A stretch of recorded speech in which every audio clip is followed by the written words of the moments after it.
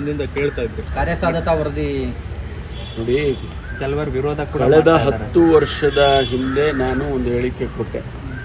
ತುಮಕೂರಿಗೆ ಮೆಟ್ರೋ ತಂದರೆ ಬೆಂಗಳೂರಿನ ಪ್ರೆಷರ್ ಕಡಿಮೆ ಆಗುತ್ತೆ. ಹೆಚ್ಚು ಜನ ಬೆಂಗಳೂರಿನಲ್ಲಿ ತುಮಕೂರಿಂದ ಬೆಂಗಳೂರಿಗೆ ಸುಮಾರು ಲಕ್ಷಾಂತರ ಜನ ಪ್ರವಾಸ ಮಾಡ್ತಿದ್ದಾರೆ, ಪ್ರತಿನಿತ್ಯ ಓಡಾಡ್ತಾರೆ. ಅದಕ್ಕೆ ಈಸಾಗುತ್ತೆ. ಈಗ ಹೇಮಾವತಿ ನದಿ ನೀರು ಬಂದ ಮೇಲೆ, ಕುಡಿಯೋ ನೀರು ಬಂದ ಮೇಲೆ ತುಮಕೂರಿಗೆ ಭಾಳ ಜನ ಅಲ್ಲೇ ಮನೆಗಳು ಕಟ್ಕೊಂಡು ಜೀವನ ಮಾಡ್ತಕ್ಕಂಥದ್ದು. ಬೆಂಗಳೂರಿಗೆ ಪ್ರೆಷರ್ ಕಡಿಮೆ ಆಗುತ್ತೆ ಅಂತೇಳಿ ನಾನು ಅವತ್ತು ಒಂದು ಹೇಳಿಕೆ ಕೊಟ್ಟಿದ್ದೆ. ಅದು ಹಾಗೆ ಬೆಳ್ಕೊಂಡು ಬಂತು. ಆಮೇಲೆ ನಾವು ಎಲ್ಲ ಸಂದರ್ಭದಲ್ಲೂ ಇದನ್ನು ಮಾಡಿದರೆ ಸೂಕ್ತ ಅಂತೇಳಿ ಕಳೆದ ಬಾರಿ ಮುಖ್ಯಮಂತ್ರಿಗಳ ಮನವೊಲಿಸಿ ಅವರು ಬಡ್ಜೆಟ್ನಲ್ಲಿ ಸ್ಪೀಚಲ್ಲಿ ಅನೌನ್ಸ್ ಮಾಡಿದ್ರು.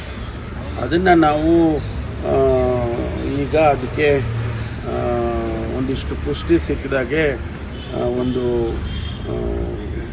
ಪಾಸಿಬಿಲಿಟೀಸ್ ಏನು ಇದೆಯಾ ಇಲ್ವಾ ಅನ್ನೋದಕ್ಕೆ ಒಂದು ವರದಿಯನ್ನು ಕೊಡಬೇಕು ಅಂತೇಳಿ ಒಂದು ಹೈದರಾಬಾದ್ ಕಂಪನಿಗೆ ಟೆಂಡರ್ ಕರೆದು ಕೊಟ್ಟಿದ್ದರು. ಅವರು ಈಗ ಆ ವರದಿಯನ್ನು ಕೊಟ್ಟಿದ್ದಾರೆ ಸರ್ಕಾರಕ್ಕೆ. ಅದರ ಸಾಧಕ ಬಾಧಕಗಳನ್ನು ನೋಡಿ, ಅದರ ಹಣ DPR ಮಾಡಬೇಕಲ್ಲ, ಹಣ ಖರ್ಚಾಗತಕ್ಕಂಥದ್ದು ಯಾವ ರೀತಿ ಮಾಡಬೇಕು, ನ್ಯಾಷನಲ್ ಹೈವೇನಲ್ಲಿ ತೊಗೊಂಡು ಹೋಗ್ಬೇಕಾ ಇಲ್ಲ ಪಕ್ಕದಲ್ಲಿ ತೊಗೊಂಡು ಹೋಗ್ಬೇಕಾ, ಅದೆಲ್ಲ ಅವರು ಎಕ್ಸಾಮಿನ್ ಮಾಡ್ತಾರೆ. ಈ ಮಧ್ಯೆ ಕೆಲವರು ಹೇಳಿಕೆ ಕೊಟ್ಟಿದ್ದಾರೆ.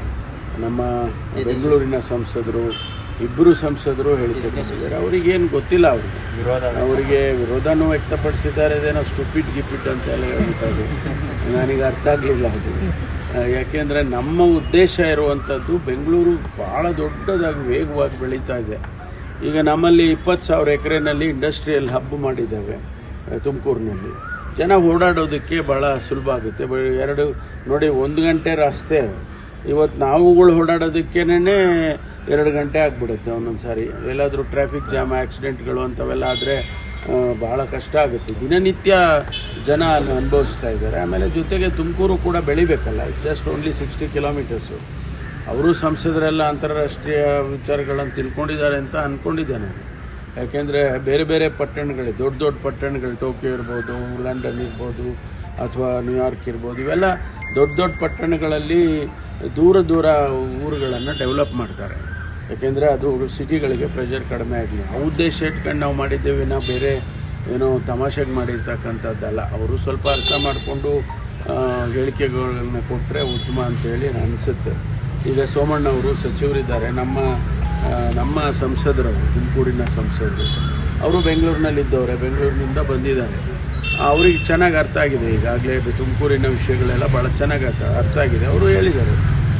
ರೈಲ್ವೆ ಸಚಿವರಾಗಿರುವಂಥವರು, ಅವ್ರಿಗೂ ಕೂಡ ಇವತ್ತು ಮೆಟ್ರೋ ಮಾಡಬೇಕು ಅಂತಕ್ಕಂಥ ವಿಚಾರ ಅವ್ರಿಗೂ ಸಮಾಧಾನವಾಗಿದೆ, ಅವ್ರಿಗೂ ಅರ್ಥ ಆಗಿದೆ. ಹಾಗಾಗಿ ನಾವು ತುಮಕೂರಿನವರಾಗಿ ನಮಗೆ ಅದು ಬೇಕೇ ಬೇಕಾಗಿರ್ತಕ್ಕಂಥದ್ದು. ಮತ್ತು ದಿನನಿತ್ಯ ಜನ ಏನು ಸಫರ್ ಪಡ್ತಾ ಇದ್ದಾರೆ, ಅವರ ದೃಷ್ಟಿಯಿಂದ, ಬೆಳವಣಿಗೆ ದೃಷ್ಟಿಯಿಂದ ನಾವು ಮಾಡ್ತೇವೆ ಅಂತ ಹೇಳ್ಬೋದು. ಅಷ್ಟೇ ಬಿಟ್ಟರೆ ನಾವೇನು ಯಾವುದೇ ಉದ್ದೇಶದಿಂದ, ದುರುದ್ದೇಶದಿಂದ ಏನು ಮೆಟ್ರೋನಲ್ಲಿ ತೊಗೊಂಡು ಹೋಗೋಕ್ಕೆ ಮಾಡಿಲ್ಲ. ವಿಮಾನ ನಿಲ್ದಾಣ ಕೂಡ ಆದರೆ ಇನ್ನೂ ಅನುಕೂಲ ಆಗುತ್ತೆ ಇಲ್ಲ. ಈಗ ನೆಲಮಂಗಲ ಆ ಭಾಗದಲ್ಲಿ ಒಂದು ಪ್ರಪೋಸಲ್ ಮಾಡಿದ್ದಾರೆ. ಅದು ಬಿಡದಿ ಮತ್ತು ನೆಲಮಂಗಲ, ಅದು ಎಲ್ಲಿ ತೊಗೊಳ್ತಾರೆ ಗೊತ್ತಿಲ್ಲ. ಅಂತಿಮವಾಗಿ ಎಲ್ಲಿ ಫೈನಲ್ ಆಗಿ, ಒಂದು ವೇಳೆ ನೆಲಮಂಗಲದಲ್ಲೇ ಆ ಭಾಗದಲ್ಲಿ ಆದರೆ ಮೆಟ್ರೋ ಒಂದು ಅತ್ಯುತ್ತಮವಾದಂಥ ಬೆಳವಣಿಗೆ ಆಗುತ್ತೆ. ಈಗ ಪಕ್ಕದಲ್ಲೇ ದಾವಸ್ಪೇಟೆಯಿಂದ ಇದುವರೆಗೂ ದೇವನಹಳ್ಳಿವರೆಗೆ 5,000 ಎಕರೆ ಭೂಮಿನಲ್ಲಿ ಕ್ವೀನ್ ಸಿಟಿ ಅಂತ ಪ್ರಪೋಸ್ ಮಾಡಿದ್ದಾರೆ. ಈಗಾಗಲೇ ಅಕ್ವಿಸಿಷನ್ ಪ್ರೊಸೀಡಿಂಗ್ಸ್ ನಡೀತಾ ಇದೆ. ಇವೆಲ್ಲ ಬೆಳವಣಿಗೆ ಆಗ್ತಕ್ಕಂಥದ್ದು. ಅದರಿಂದ ಇದು ಏನು ಅಂತ ದುರುದ್ದೇಶದಿಂದ ಮಾಡಿರ್ತಕ್ಕಂಥದ್ದೆಲ್ಲ. ನಮಗೆ ಅದು ಬೇಕೇ ಬೇಕಾಗಿದೆ. ಅದಕ್ಕೆ ನಾವು ಯಾವ ರೀತಿ ಒತ್ತಾಯ ಮಾಡಿ ಸರ್ಕಾರದ್ದು ಕೂಡ PPP ಮಾಡೆಲ್ ಅಂತ ಹೇಳಿದ್ದೀವಿ. ಯಾರೋ ಇನ್ವೆಸ್ಟ್ ಮಾಡ್ತಾರೆ, ಅವರು ಸರ್ಕಾರದ ಇನ್ವೆಸ್ಟ್ಮೆಂಟ್ ಏನು ಇರೋದಿಲ್ಲ. ಅದರಲ್ಲಿ PPP ಮಾಡೆಲ್ ಅಂತಂದರೆ ಒಂದು 30 ವರ್ಷನೋ 35 ವರ್ಷನೋ ಲೀಸ್ ಮೇಲೆ ಅವ್ರಿಗೆ ಕೊಡ್ತಾರೆ. ಅವರು ಹಣ ಹೂಡಿಕೆ ಮಾಡಿ ಅವರು ಅದರಿಂದ ಉತ್ಪತ್ತಿ ಮಾಡಿಕೊಡ್ತಾರೆ. ನಮಗೇನು ತೊಂದರೆ ಆಗೋದಿಲ್ಲ. ಇದೀಗ ನಿಮ್ಮ ಅಂಗೈಯಲ್ಲಿದೆ ಮಯೂರ ಟಿವಿ ಡಿಜಿಟಲ್ ವಾಹಿನಿ. ಹೆಚ್ಚಿನ ವಿಶೇಷತೆಗಳಿಗಾಗಿ ಸಬ್ಸ್ಕ್ರೈಬ್ ಮಾಡಿ, ಶೇರ್, ಲೈಕ್, ಕಮೆಂಟ್ ಹಾಗೆ ಫಾಲೋ ಮಾಡೋದ್ರ ಮೂಲಕ ಪ್ರೀತಿ ಹಾಗೂ ಪ್ರೋತ್ಸಾಹ ನೀಡಿ.